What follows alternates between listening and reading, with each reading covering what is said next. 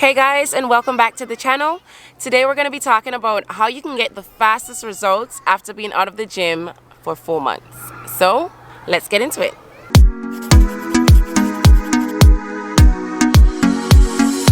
So most of us have been out of the gym for the past like 4 months. Lockdown has been different number of months in different countries, but for the most part it's been around 4 months for everyone.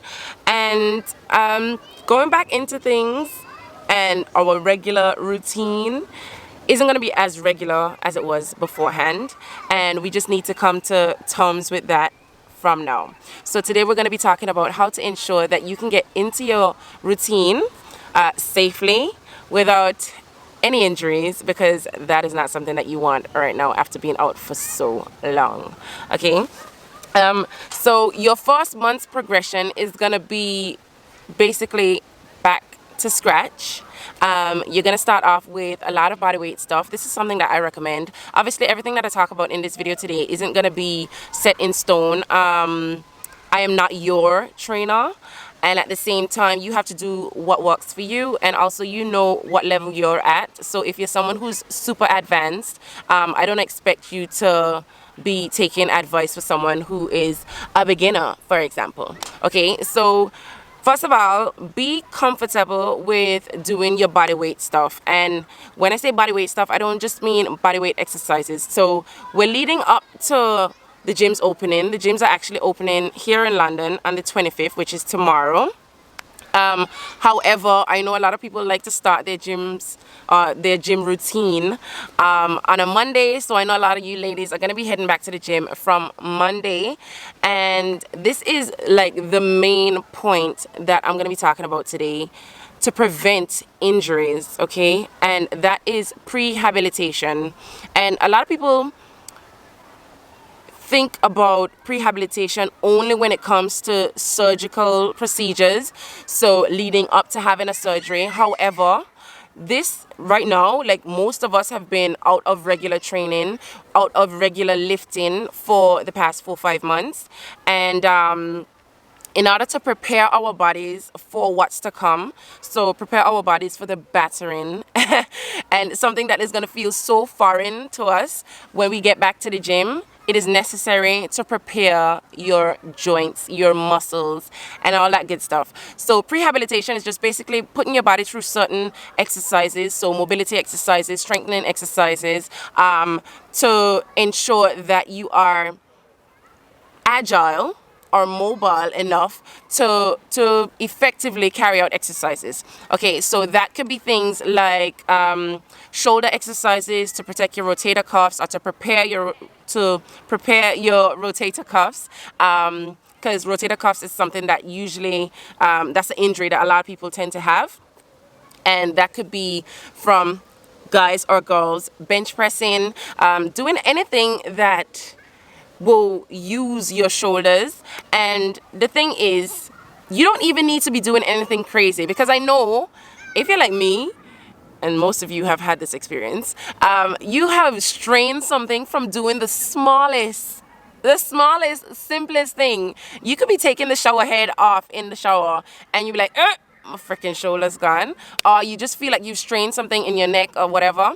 And it's so important to prepare yourself, get your shoulders moving. I'm gonna show you guys some exercises that you can do to prepare your shoulders and make sure that you're safe going into the gym again. So doing any upper body exercises, you need to make sure that your shoulders are prepared. So I'm going to show you guys some exercises that you can do to prepare yourselves. So not only the shoulders, but ladies, listen, I know most of us have been losing the gains, so our legs have gotten much smaller in terms of muscle mass. We've gained the fat, hello, that's okay. But in terms of muscle, we have lost a lot of muscle mass over COVID, and it's all right. It's time to get back on the horse. We've lost the booty gains, we've lost the leg gains, and now we're gonna want to go ham. I've gotten some ladies messaging me telling me that they're going crazy. I've seen some stories, they're talking about superset after superset after superset. Girl, please Not yet, not just yet, okay?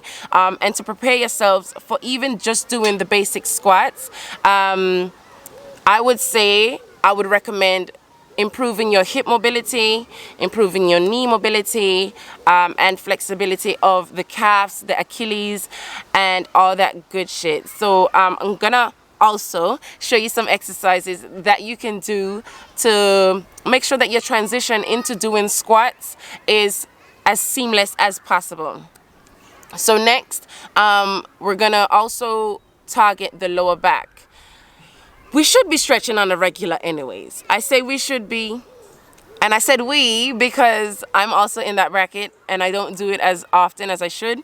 I started off lockdown definitely saying and vowing, hand on heart, I'm gonna be loyal to the stretching cause, because I know after lockdown, I'm gonna need it, you know, especially seeing that I'm a gym lover and regular gym goer.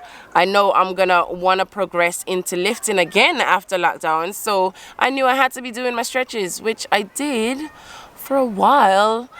And then let's be real, I got way too comfortable and I got busy, but definitely it was just not really focusing on the importance of it. And one part or one area of your body that you definitely need to make sure that you prepare before going back into the gym is your back, and that is upper back, mid back, especially your lower back, because your lower back gets involved in so many different moves, so many different exercises, and even your day-to-day exercises, day-to-day movements. You need the lower back. Getting in and out of the car, getting up out of a chair, getting back down into the sofa, you know, switching from one machine to the next in the gym, doing free weights. You need to strengthen the back, but you also need to work on the mobility of the back. And you see, as soon as I said that, I kind of improved my posture. Anyways, guys, it's about getting that proper attention to the lower back to ensure that you are not risking straining the lower back, okay? Those are the main things that I'm going to show you guys today. So we're going to work on knees, strengthening the knees. You know, we love those Megan Thee Stallion knees. The lower back, the hips. We need to open those hips up, ladies. And the shoulders. Those are the main ones that we're going to talk about. And and the ankles. Obviously, the ankles. All right. Also, a lot of us have spent a lot of time sitting, lying down. I spoke to my nail tech yesterday and she was like, listen, Mel, there was not much to do during lockdown, so I would wake up, I would eat, I would lay in bed and watch TV, I would sit on the sofa and watch TV, and then I'd go back to sleep, and then I'll just do it again and again and again every single day. And so there was not a lot of movement going on there, not a lot of stretching, not a lot of movement of tissues, and this is what's also important to prevent injuries. So myofascial release is definitely super important, and I'm going to show you guys some stuff you can do with the foam roller today.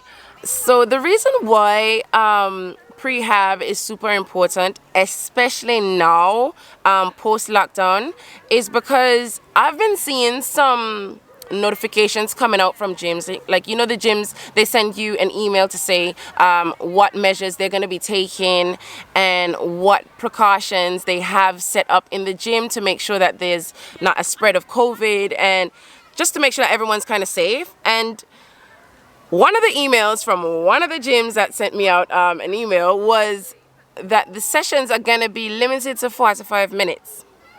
45 minutes is not a long time. 45 minutes is not a long time, especially if you're going to include a warm-up in there, if you're going to include a cool down, if you're going to include any stretching. So I already know that a lot of people are going to go in there, they are going to just slap on some weight on the bar. They're going to be like, forget it, I'm not even going to throw in a 5 or 10 minute warm-up, because I'm going to be losing 5 to 10 minutes of my workout, you know. And if you're going to be thinking like that, that is a dangerous territory for anyone to go in, and a dangerous mindset to have, because spending that 5 to 10 minutes on warming up effectively will actually save you from experiencing any kind of injuries, which can set you back a few months as well. So take the time to do the prehab, which is preparation before heading into the gym for your shoulders and other stuff that I was speaking about earlier. Just making sure that your body is prepped and ready to take on these abnormal movements that you haven't done in the past 4 to 5 months. Okay. Rushing into the gym and putting weights on that are not starting weights and not body weight is very dangerous, guys. Please don't do that. Okay, I've seen it too many times where people come back from having an injury or being on holiday for 2 months. Yeah, I know people go on holiday for 2 months. What? And then they come back and they haven't been training on holiday, and they come back and they literally bang into the gym right where they left off, or they tried to, and then they end up injured. You know what I'm saying? So it just literally doesn't make any sense. So prehabilitation, I know it sounds like I'm spending the whole video talking about prehab, which is absolutely fine, because this is what's gonna help you avoid injury, and it's also gonna help you actually progress much faster. After you have taken some time out, I know there's this thing that a lot of people know about. You may or you may not know about it. It is like beginner's progression when it comes to someone who is new to the gym. That's why you see people who are new to weight loss, they lose weight really fast. They build muscle really fast. And then when you get to a certain point and you get to a certain level of advancement, you tend to, the speed at which you gain lean muscle or you lose body fat, it slows down. It's not because you got any worse, but it's because your body has definitely gotten a bit more used to training, a bit more used to the tension in your muscles, a bit more used to being challenged. So then is when you kind of have to switch up your routine, revisit your progression and your programs. Now that you haven't been training for X amount of time, you're kind of like back to beginner phase in terms of your body is so not necessarily out of shape, but definitely out of practice. So you've been resting for all this time. So now is when you're actually going to see that swift progression. So guys, making sure that you take advantage of this time. The next 3 months is going to be solid. You're going to gain so much lean, sexy muscle and lose body fat. Trust me, but you have to take these precautions, okay? So you definitely have to do your prehab, and then you have to start off with making sure that your form is on point. I scream this from the mountaintops, and I will die on this hill. Form over everything. Form over everything. Literally, form over everything. Okay? Form comes first. I am happy to go back to the gym and just lift 20 kilos and make sure that I'm working on my form for my squats, making sure that my knees are not caving in, just making sure that everything is how it's supposed to be for an effective movement pattern for every single exercise. I'm okay with that. Okay, because I know once I get the form down pat, then I can start to add on weight little bit by little bit and progress every single week. And before you know it, the gains are just showing up. It's definitely okay and important to start back from scratch to make sure that you are getting the best out of every single exercise. So on from what I was just talking about, it's important to have a plan. So if you don't have a plan, you don't know where you're going. And a plan for progression is important. So yes, I can say you need to, every week, you need to throw on some more weight or whatever. But if you're not having some sort of structure for the next 3 months, you're just going to go into the gym, you're just going to do anything. And anything is not going to get you everything you want. So it's so important to make sure that you have things written down. So your first day back to the gym, have fun. After the first week, I'd say, so the next week in, start to take note of the weights that you're using. So even start from the beginning. You did 20 reps or 25 reps of body weight squats. You did some banded deadlifts. You did some banded hip thrusts. You know, just make sure that you're writing things down so you know where you started off at. You know where you should be going. So if you're going to be increasing by, let's say, 5% or something like that every week, then you need to know where you're starting off at and what 5% basically is. You know, if you don't have a figure, you don't know what the 5% is, and then you're just winging it, and winging it is not for winners. Winners don't wing it. Okay, so make sure you have your body weight. You know how much you weigh when you're starting off. You know, if your gym has those machines, your body fat percentage, just so you can monitor your progress. And I promise you, you're gonna realize that beginner's progression that I was speaking about earlier, you're gonna realize that, and your body is gonna snap back. But you have to follow those steps.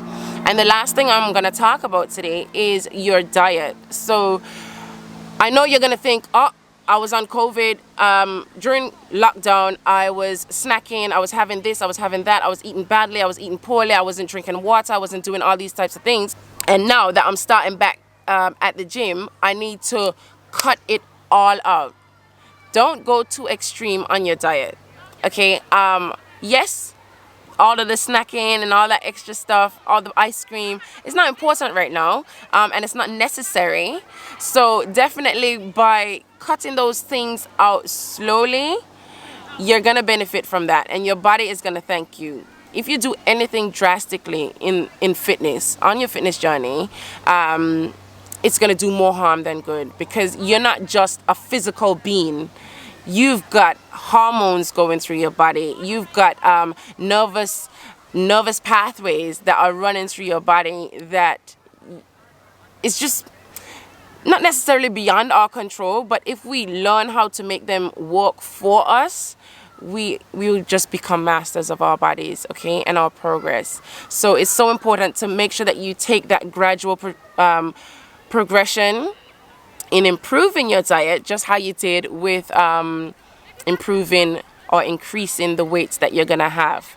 Also, I would definitely add, don't go too extreme with the caloric deficit.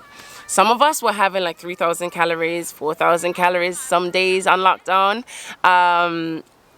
Yeah, let's not do that anymore, but you don't want to jump from 3,000 to 1,000 calories, okay? So again, progression, like slowly cutting it out. Just start by cutting out the unhealthy foods, so like all the processed stuff, so all the cakes, the donuts, the cookies, the ice cream, all that stuff. Start by cutting out the stuff that isn't good for you and replacing it with wholesome foods, and then you can go into maintaining or finding out your caloric deficit, and then maintaining that healthy balance, okay? So don't just go into, boom, caloric deficit. You kind of want to cut out the unnecessary shit first, and then you can work on improving your diet overall in terms of your caloric deficit. Then you also want to add your vitamins, because as I said, we are complex beings. So we're not just, oh yeah, I'm gonna go to the gym, I'm just gonna eat healthy. No, there are some vitamins and minerals that your body needs that you won't get from food, and also that you need to increase now to support your transition into training again, okay? And these things will help with like muscle firing and nervous pathways, as I mentioned earlier, with your central nervous system. Literally so much is assisted, or so much is contributed to by those nutrients that you consume in your body, from your food and from supplementation. So we're gonna talk about supplementation in another video. We're gonna talk about food in another video, but for today, that is basically it. This is how you're actually gonna get the fastest results. This is how you're gonna get the fastest results heading back into the gym. Trust me. I want the best for you. So I want the same for you that I want for myself, which is the best, okay? So if you follow these tips, you're guaranteed to get the best results that you can possibly get as you transition back into beast mode, okay? I hope this video helped. I hope that it clears things up a little bit for you, and it gives you a bit more structure to how you're gonna approach returning to the gym. If you don't have a trainer, these tips will more than likely help you. If you do have a trainer, you can kind of create a little checklist to make sure that they are taking these things into consideration, just to make sure that you're getting that top shelf treatment. Okay, yeah guys, tag someone wherever you see this, share it with someone, and if you haven't already, please subscribe, join the family. We are growing quickly, in my opinion. We're growing quickly, and I'm excited for where this is gonna go. Yeah guys, give it a thumbs up if you enjoyed it, and I will see you in the next video.